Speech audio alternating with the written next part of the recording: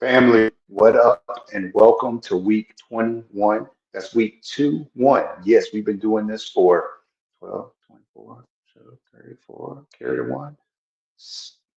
Not quite 7 months. I'm all off, but we've been doing this for a while. You guys have been rocking with me, and we are in week 21. I'm so excited to bring you today's message because I think it's one that all athletes need to remember. Welcome, as always, to our Mindset Master class, where we perfect the mind before we perfect the grind. We are creating on court killers that are capable of ascending and achieving high level results. Welcome, welcome, welcome. Hand clap to you for showing up. And know that as you show up and continue to show up, your game's going to show up for you and you're going to continue to show out. So, without further ado, let's get into today's message. And in honor of week 21, I want to commemorate this week by giving you 21 options. That's right, 21 options that are guaranteed to grow your game. Now, why is this message important? Because as a trainer, as an athletic director, heck, even as a dad, I see so many athletes that now that the season's about to start up and things are about to get busy as far as a game taking up your nights, travel, obviously tournaments. So many athletes that have been poised, that have been putting in the work, that have been preparing, are now dropping the ball and laying all that preparation on the wayside. So many people, so many athletes are saying, hey, I'm too busy to train. Take it from somebody that's played at the highest level, high school All American, college, two-time All American, professional athlete. Your craft is your craft. You don't cut out your craft. Okay. You find ways to make it happen. And so, what I want to give you is 21 things that you should be doing throughout your season to stay sharp, to continue to grow your game, to continue to show your skills and ascend and achieve high level results. Now, all these 21 aren't for everybody. You may take one or two of these. You may take three or four of these. You may do 10 or 12 of these, depending on your commitment level and your availability, your experience level, all these things. But just know that hoopers somewhere are doing this. Know that those that are achieving level results are putting in next level work. And I need you to at least have some accountability to know this is what I should be doing. In addition to my games, in addition to my practices, in addition to my training, these are things that I should be doing. Okay, so let's get into it. One of the best times that you can use in order to improve and get a leg up on the competition is before school. Now, this may not be for everybody. It took me a while to become a morning person. As a matter of fact, I was a professional athlete before I became a morning person. But you know when you become a morning person, when it becomes a necessity, when you have no more time left in your day, and you're like, you know what? I got to get up freaking early. You know what I'm saying? And that's what happened to me between wife, kids, a to-do list, practice twice a day with my professional team in Europe. I'm like, I need more time in my day. So I started going to bed earlier and waking up early. And so before school is a great time. So this is what athletes who wake up early before school to grind, this is what you should be looking to do. These are some items on your task list. Number one, a general meditation. If you can't do anything else, this is probably the one thing I would do if I was an athlete today. I would take 5 minutes to just quiet my mind, whether it was the first thing I did when I got out of the bed, after brushing my teeth, maybe even after eating breakfast before I hopped in on the bus or in the car. I would just have a meditation, number one, about how I wanted the day to go. Number two, about my goals. Number three, setting intentions for the day, setting positive energy. A general meditation is a great way to stay sharp, actually. Another thing is stretching. Okay, you get out of bed, you're tight. A lot of you are performing and having competitions late at night, and you wake up and something's hurting, or something's tight, or something's sore. Stretching is a great thing. Foam rolling is a great thing. Sitting, sitting on a Bosu ball. These types of things to stretch your muscles, even if it's 5 minutes, get on YouTube and do a 5 minute stretch. Okay. These things aren't, none of this is an hour in timing. Lots of these things are between 5 and 15 minutes. Okay. Lifting weights, whether this is body weight, you could get up, get out of your bed and do 100 push ups, 100 sit ups. It could be that simple. You could get up out of your bed and do 3 sets of 10 burpees. You could actually go to a weight room and lift heavy, or you could do body weight stuff. Okay. But if you're not getting in strength training, this could be a great opportunity for you. Or maybe just being stronger is a desire of yours and you want to get an edge, a leg up in that area. This is a great time. Another thing is hitting the treadmill, getting our cardio, okay? Whether it be a bike, whether it be a treadmill, whether it be getting out on the open road and getting some miles in, or half mile, full mile, 3 miles, whatever it may be. What I'm trying to get you to understand is that cardio, the morning is a great time to up our cardio, okay? Cardio makes cowards of lots of athletes because when it hits the wall and it's time for you to perform, you can't perform if you're tired. And it only comes at the toughest times, okay? When you most need to call on your skill, your brain is seeking oxygen, your body is seeking comfort, and it just wants to stop. It could care less about the fact that you want to perform this certain skill. Okay. So in order to overcome that fight or flight tendency within our psyche, within our cellular level, we have to be in shape. And the morning is a great time to get hop on a treadmill, hop on a bike, whatever the case may be, and get our cardio in. Another thing is skills training. If you have the resources, if you have a gym nearby, whatever the case may be, maybe you're just getting up to get some ball handling in your garage, or get some shooting on the edge of your bed, some form shooting.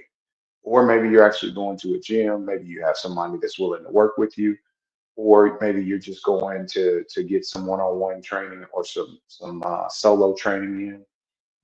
If you have the resources, if you have the time, if you have the energy that early in the morning, that's a great time to get it in because, like it or not, if you are a high school athlete, somebody who's seeking to be a varsity starter, you need to be training 3 days a week. You need to be training by yourself at least 3 days a week.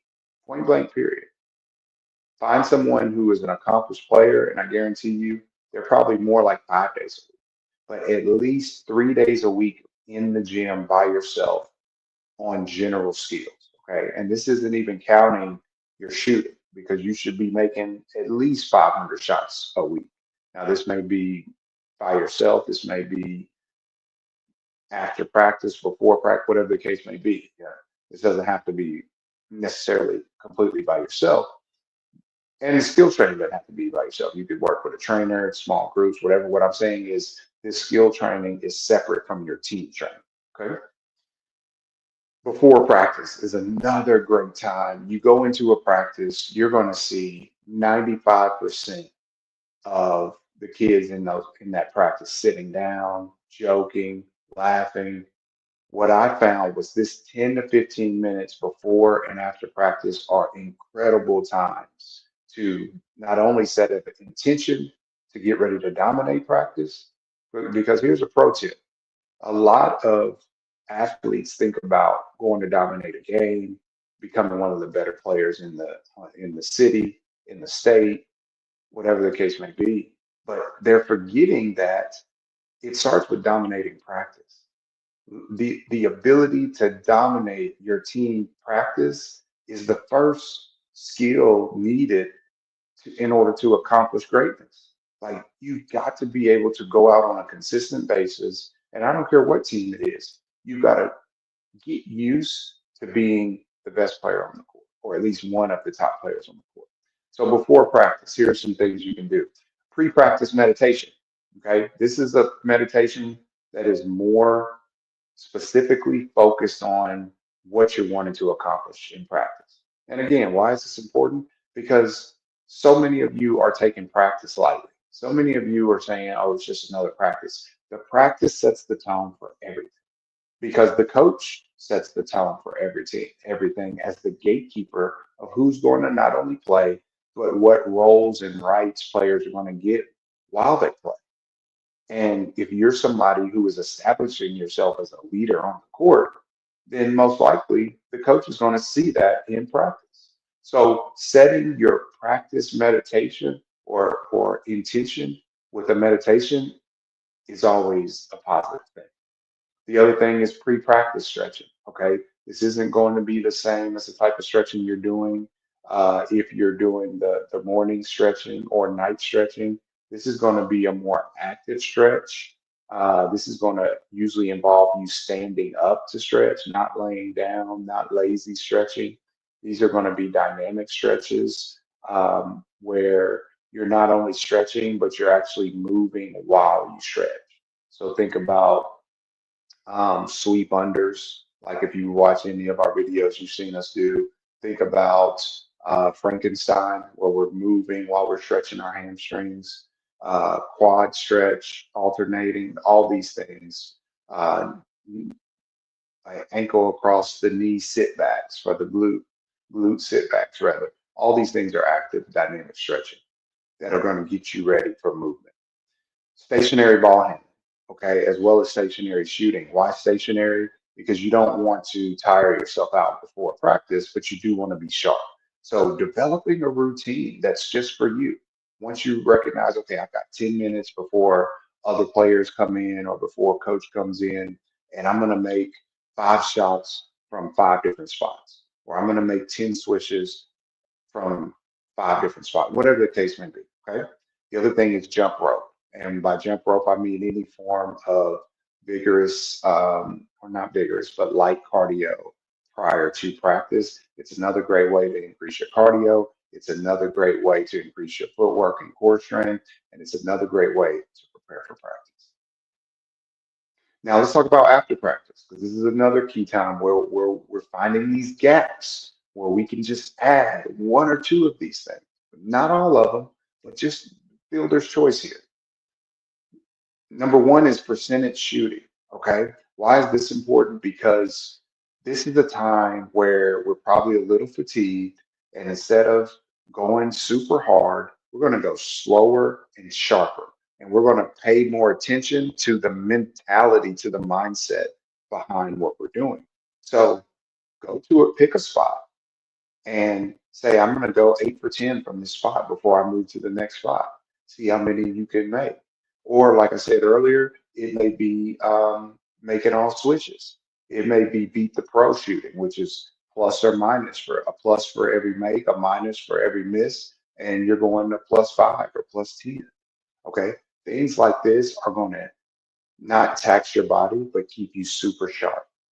One-on-one playing and shooting. Okay, this is a great time if you are one of those athletes that has energy after practice. You may go one-on-one for 5 to 10 minutes against another player, and one-on-one is great. It doesn't matter if you're similar size, similar skills. It could be somebody that's younger than you, older than you, bigger than you, smaller than you.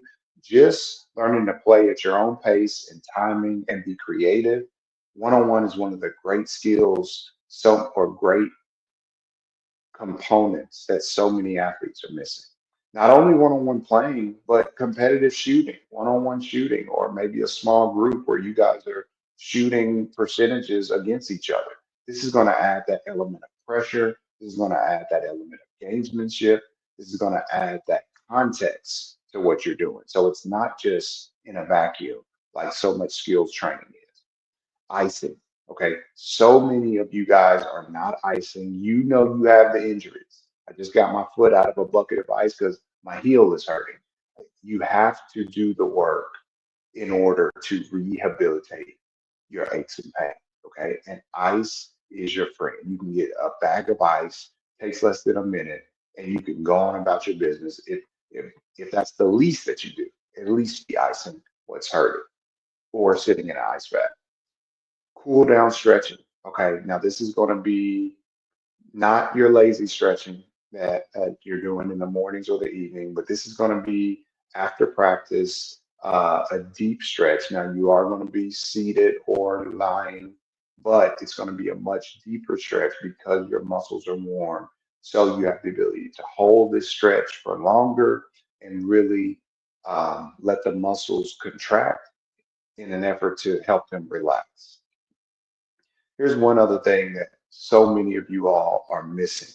You want to be leaders, you want to be difference makers, but you're never talking to the gatekeepers. Okay. After practice is a great time. If you're not doing anything else, every once in a while, go have a talk with your coach. Go communicate with your coach. Find out what it is he or she is seeing.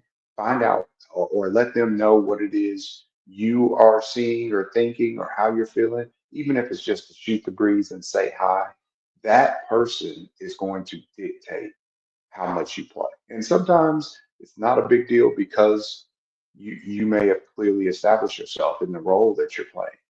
However, everybody's got to talk to their boss. Like if you everybody's got to talk to somebody they're in a relationship with if they want that relationship to thrive. So if you want that dynamic to thrive, learn how to talk to your coach. And maybe it's not the head coach, maybe it's an assistant, but that's the person next to the person, right? That's somebody who has to say so, or that's somebody who will at least report to coach. So get your coach communication in, if nothing else. After school, okay, so now you're at home. Maybe you finish your homework or you've got your homework you're going to do later. And this is a great time for you to be watching film. Again, not a lot of film. Most athletes nowadays, most teams have Huddle or some type of film software. You can clearly access your film, watch 5 to 10 minutes. Even, and I put watch film twice because not only watch your film, but watch others' film. Watch other teams, watch college, watch NBA, watch those who you aspire to be like. All of these watching is going to lead to gleaning, you taking away certain aspects of people's games, or maybe it's something that you're seeing yourself not do, or maybe it's something you're seeing yourself do really well. There are lots of takeaways from watching film. Specific skills training. Okay, this is a great time after practice. Maybe it's an hour, 2 hours since your practice. You've calmed down, you've cooled down. Now it may be a good time to get into some skills training. And I mean, pretty rigorous, 45 minutes to an hour if you can take it. If not, you can always dial back and go 30 minutes, 25 to 30 minutes. You can get a great workout in 30 minutes, believe it or not. You can get 100 shots in 20 minutes or less. And you can get 20 to 30 um, paint finishes. You can get free throws in. You can do very specific skills training after school. Again, therapy is going to be a great option after school as well as after practice, obviously. Here, you may be doing more stuff with a heating pad as your body calms down. You may be doing yoga or more specific um, therapy and rehab that is um, tiered to your specific ailment. The other thing is recovery. And by recovery, I really mean sleep because having some structure around your sleep time, knowing what time you like to get to bed and wake up, knowing how your routine prior to going to bed, whether it's stretching, whether it's meditating, whether it's getting the room really dark or cool, putting on your night clothes, whatever the case may be. Obviously, showering, just have a recovery routine prior to laying down. Lastly, number 21, watch this mindset masterclass every Saturday at 12. Okay. Remember to like and subscribe. We're going to give you all the tools you need to sharpen your mind, share. Remember that our $50 off code for the Dr. Dish IC3 shot trainer is still ongoing right now. And Dr. Dish has some great additional discounts during the holiday season. So go to drdishbasketball.com, use code JP3Train, and get your IC3 shot trainer that you see us work out with every single training session. Guys, thanks for watching. And as always, God bless, and we'll see you next time.